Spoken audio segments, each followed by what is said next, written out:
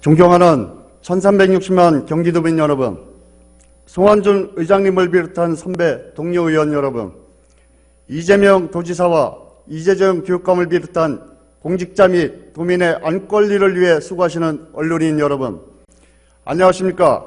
수원 1선거구 출신 더불어민주당 도시환경위원회 소속 이필근 의원입니다.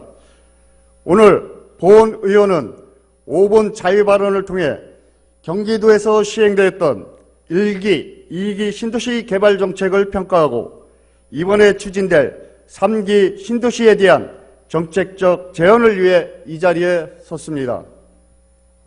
수도권에 폭등하는 집값과 주택난을 해결하기 위해 정부는 지난해 12월 남양주 왕숙, 하남 교산, 과천 4개 지구에 11만 5천호, 금년 5월 고양 창릉, 부천 대장, 안산 장성 3개 지구에 9만 1천호 주택 건설을 발표하는 등 경기도에 330만 평방미터 이상 신도시 4개소, 100만 평방미터 이상 대규모 택지 3개소가 조성될 예정입니다.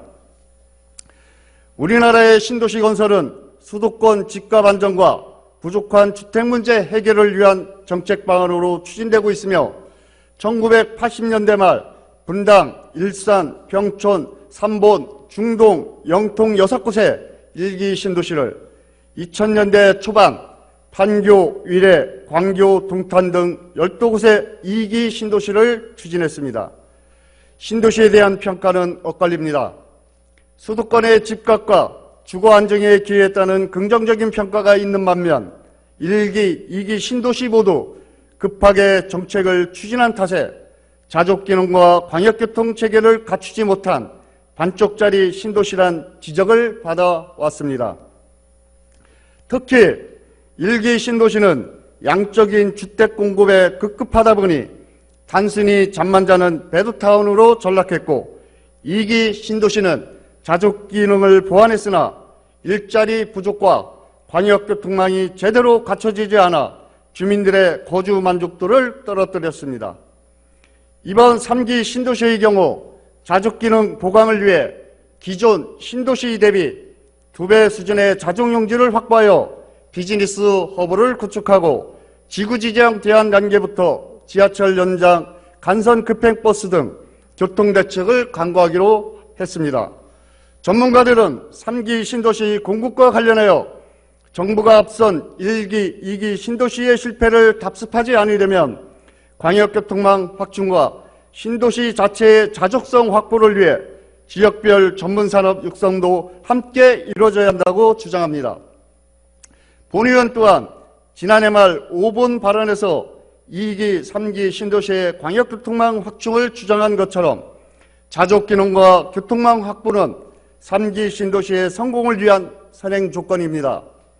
아무리 좋은 계획이라도 신뢰할 만한 현실화 의지와 구체적인 대책이 미흡하다면 1기, 2기 신도시의 전철을 밟을 수 있으므로 경기도에서는 국토교통부와 긴밀히 협의하여 광역교통망과 더 실효적인 자족시설 강화 방안을 지속적으로 보강해야 합니다. 이재명 지사께서도 언급한 바와 같이 신도시 조성으로 인해 소외받는 도민이 없도록 3기 신도시와 기존 도시를 연계할 수 있는 방안이 선행되어야 합니다. 그동안 개발이익이 보장되는 신도시 개발과 달리 복잡한 소유관계와 부족한 도시 인프라를 해결해야 하는 원도심은 외면받아 왔습니다. 신도시가 늘어나는 동안 원도심은 더욱 쇠락해갔고 지역 내 주민들 간 갈등은 크게 달했습니다. 따라서 해당 지역 원도심에 대해 과감한 생활 SOC 사업 투자가 필요합니다. 경기도에서 시행하는 신도시와 택지개발 사업으로 발생한 개발이익을 모두 다른 지방의 사업적자에 메우는 데 사용하거나 신도시 조성 이후 광역교통, 주차장, 도서관, 공원 등 생활 SOC를 재정이 열악한 지방자치단체에 떠넘겨 갈등을 초래하는 정부 공기업 LH 공사와는 달리 경기도시공사는 개발이익을 도시재생사업과 원도시 생활 SOC에 대투자하는 선순환 구조를 만들 수 있습니다. 경기도와 경기도시공사가 신도시 개발에 적극 참여한다면 이재명 지사님께서 추진하려는 경기도형 주거정책이 실현될 수 있을 것입니다. 어쩌면 마지막이 될 수 있는 이번 3기 신도시는 1기, 2기 신도시 개발에서 발생한 문제점을 정확히 분석하여 3기 신도시 개발 방향을 설정하고 경기도와 경기도시공사가 신도시 참여 지분을 최대한 확보하여 모범적인 신도시 개발 사례로 남을 수 있도록 경기도가 적극 나서주시길 바랍니다. 이상 5분 자유 발언을 마치겠습니다. 끝까지 경청해 주셔서 대단히 감사합니다.